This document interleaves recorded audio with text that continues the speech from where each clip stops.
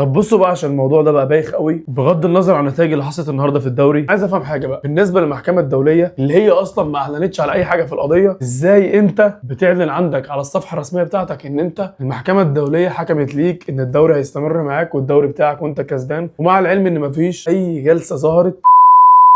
انا عايز اتكلم عن موضوع قضيه طعن بيراميدز للنادي الاهلي في المحكمه الدوليه عشان خصم ال6 نقاط الكاملين. انا متاكد زي ما انا بكلمكم كده ان انت وانا وكل الناس دي عارفين ان في الموسم اللي فات في الدوري الاهلي انسحب من ماتش وكان المفروض يتخصم له 6 نقط، زي ما اتخصم لنادي الزمالك لما انسحب من السوبر اللي قبليه في الموسم اللي قبليه واتخصم له 6 نقاط كاملين. بس اللي حصل في المره دي ان الخصم ده كان هيدي الدوري لبيراميدز، فبعد ما الرابطه طلعت قرار ان هي هتخصم للاهلي 6 نقط، 3 نقط في وقت الواقع والثلاث نقط التانيين هيبقوا في نهايه الموسم، جت لما الرابطه شافت ان الثلاث نقط دول هياثروا في موضوع نتيجه الدوري هيروح لمين، اللي هو كان هيروح لبيراميدز يبقى فرق نقطه، لان الدوري ده خلص فرق نقطتين للنادي الاهلي. فلو الرابطه خصمت للنادي الاهلي الثلاث نقط التانيين الدوري هيروح لبيراميدز، وده اللي خلانا نشوف نادي بيراميدز بيحتفل في اخر ماتش ليه بعد فوزه على سيراميكا 5-2 بالدوري اللي هو لسه ما خدش الدرع بتاعه، بس بيحتفل عشان ده حق، لان المفروض في لوائح وقوانين في الكره المصريه بتقول ان اللي بينسحب من الدوري المصري بيتخصم له 6 نقط. طيب بيراميدز لما ده حصل عملت ايه؟ قدمت مستندات واوراق للمحكمه الدوليه بتفيد ان الواقعه دي فعلا حصلت وان النادي الاهلي انسحب، بس الموضوع كله بقى في ايد الرابطه والاتحاد مع المستندات اللي هتتقدم والاجتماع اللي اتعمل مع كل الانديه وخلوهم يوافقوا على حاجات معينه عشان القرار يرجع في الاخر لصالح النادي الاهلي،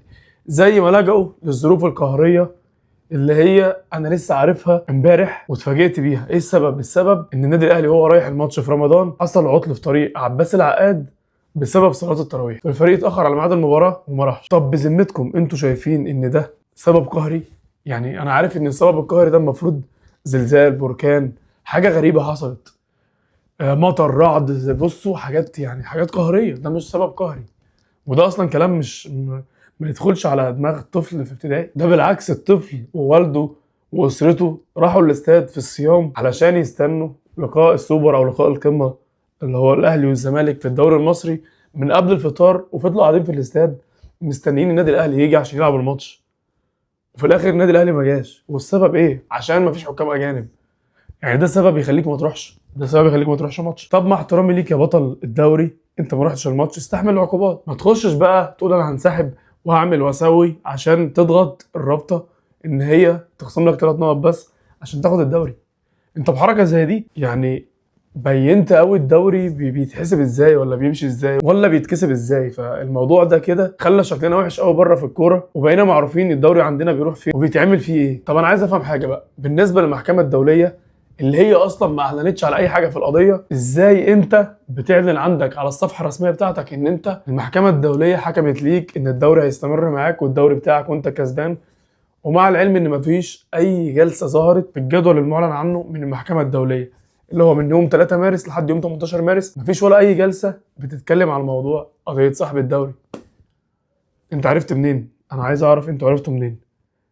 طيب من الواضح ان انتوا عرفتوا بسبب ان انتوا عندكم محاكمه بتشتغل في المحكمه الدوليه بقالها 7 سنين، واللي في نفس الوقت برضه بتشتغل في مكتب من المحاميين الكبار للنادي الاهلي. هي ملهاش اي مبرر غير كده، ملهاش اي مبرر غير ان انت عرفته بالطريقه دي. ولو انت عرفته بالطريقه دي بيبقى حلال عليك الدوري اللي مش من حقك، والدوري ده كان من حق بيراميدز. لحد دلوقتي انا شايف ان كل اللي طلع ده واتقال على السوشيال ميديا كلها اشاعات، حتى البيان الرسمي للنادي الاهلي كل دي اشاعات عشان مفيش حاجه رسميه واعلانات من المحكمه الدوليه في موضوع القضيه بتاعه سحب الدوري. خلينا نشوف رد اداره نادي بيراميدز هيوصل لحد فين والقضيه دي هتنتهي ازاي، اللي بصراحه بقت اضحوكه وبقت حاجه متفبركه على الاخر خالص وبقت ريحتها وحشه قوي. وفي نهايه الفيديو حابب اقول الدوري بتاعنا بدأ يبقى كويس وبدأ يبقى فيه منافسة كويسة وبدأ يبقى عندنا توب 4 بيتنافسوا كل جولة على مين يبقى الأول، فيا ريت نحافظ على ده ويا ريت نخلي الدوري زي ما هو كده. والله انت خلاص خدت 45 دوري قبل كده ولا 44، خلاص يا عم حلال عليك، ما حدش يعمل اللي انت عملته، خلاص انسى ده ان حد يعمل اللي انت عملته. سيبوا الدوري يبقى ماشي في تنافس في مغامرة وفي متعة كده بين الفرق، ما يبقاش لفرقة واحدة بس. أرجو ما ترخموش علينا في الحاجة الوحيدة اللي بتفرحنا وهي كرة القدم. بالتوفيق لنادي بيراميدز وبالتوفيق لأي نادي مصري في دوري الأبطال أو في الكونفدرالية، ويا رب الكرة بتاعتنا دايما تبقى في تقدم وتوصل للتوب 10. احنا دلوقتي الدوري 15 على العالم، فإن شاء الله نوصل لأحسن 10 دوريات على مستوى العالم.